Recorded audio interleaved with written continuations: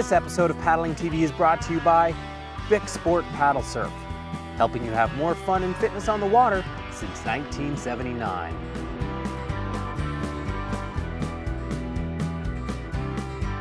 For more information, visit bicsup.com. Paddleboards come in a wide variety of shapes and sizes, but choosing the right board doesn't need to be an overwhelming decision. The first thing to know is that there are three basic types of stand-up paddleboards: surf-specific models, all-around boards, and touring or race boards.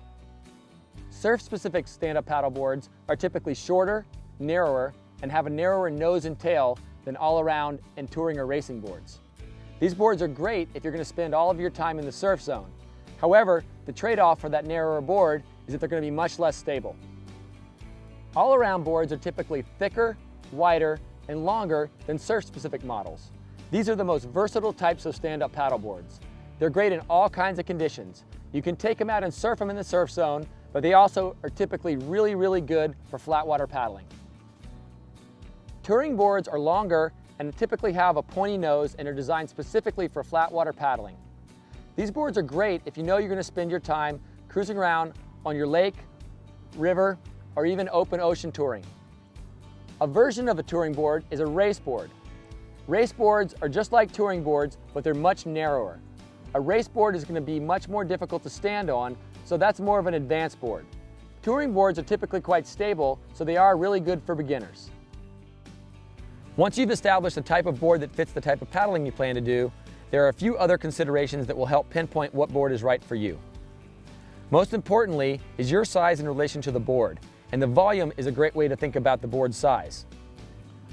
There's a certain amount of volume inside every board. Of course, the longer, wider, and thicker a board is, the more volume it's going to have. Having more volume is great because it means it's going to float you better. However, it's going to make the board less responsive. Your challenge is to pick a board with an appropriate amount of volume for your body weight and for your style of paddling. In addition to volume, width is one of the most important aspects of a board to consider. You're going to need a board with a certain amount of volume, but also that's wide enough for you to be stable on and comfortable on when you're out on the water.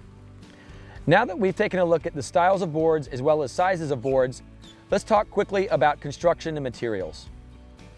The construction of the board and the materials used determine price, weight, durability, as well as performance. Taking all these things into consideration, you really should be able to narrow down your board selection. But no amount of research can compare to taking a board out for a test drive. So be sure to check with your local outdoor store or surf shop to see if they have demo boards available. Even better, see if they have any on-water demos planned where you can try and test many different boards all at the same time and in the same conditions.